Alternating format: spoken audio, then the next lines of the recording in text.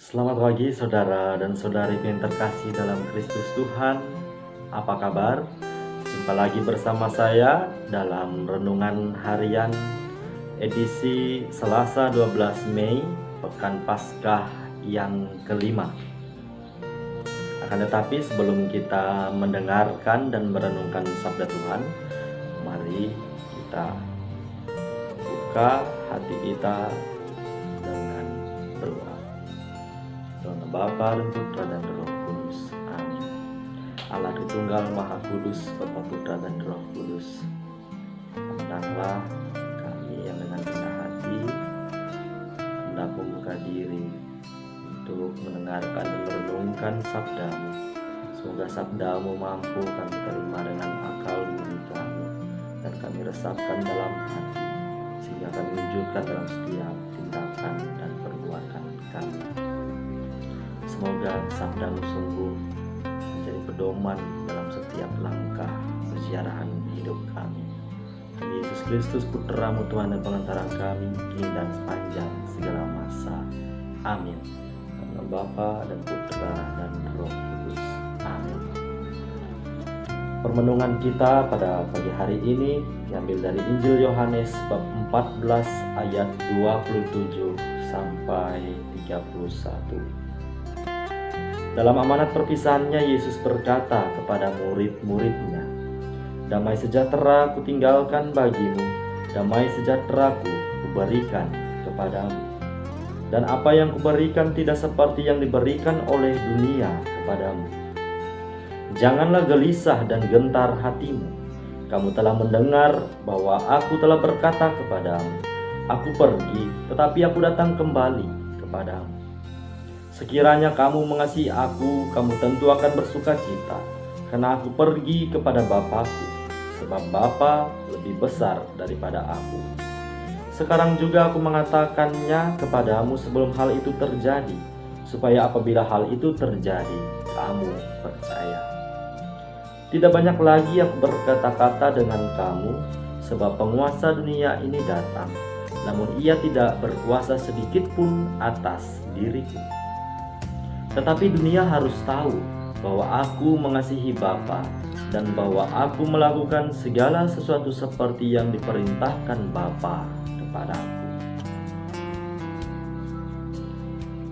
Saudara dan saudari yang saya kasih dalam Kristus Tuhan, Injil pada hari ini dibuka dengan satu kalimat yang begitu indah yang Yesus sampaikan kepada kita semua.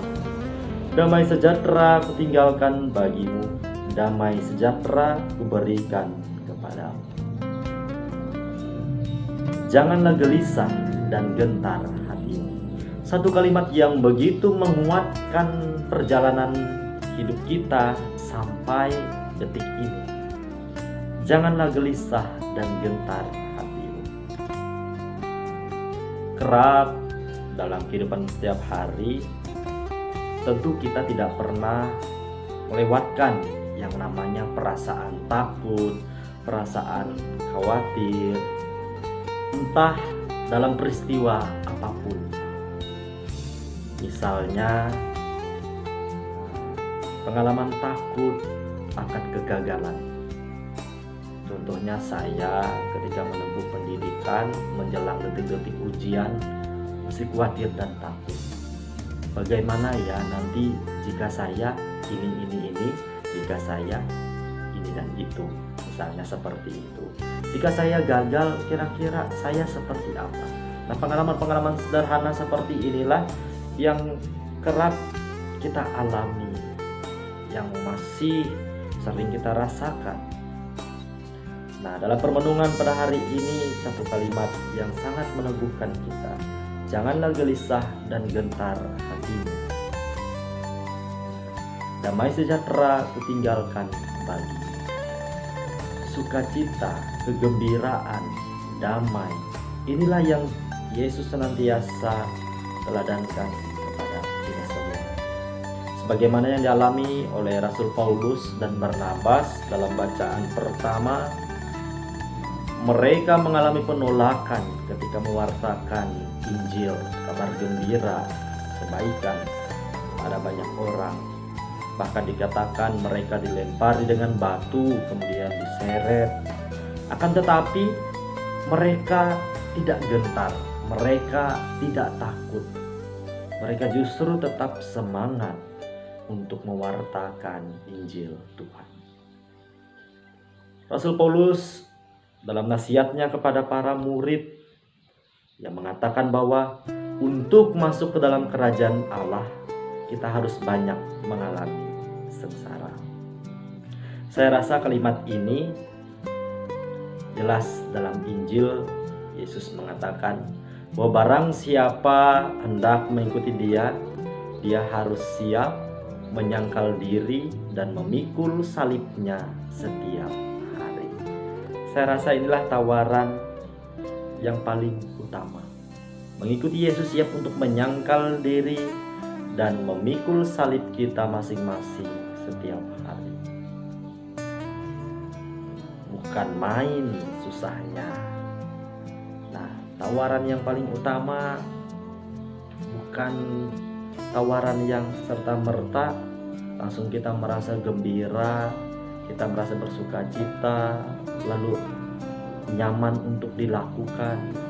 Tetapi tawaran yang senantiasa menuntut pengorbanan dari kita, baik waktu, tenaga, maupun seperti pengalaman Paulus dan Barnabas, siap untuk mengalami penolakan. Nah, pertanyaan singkat untuk kita dalam permenungan ini,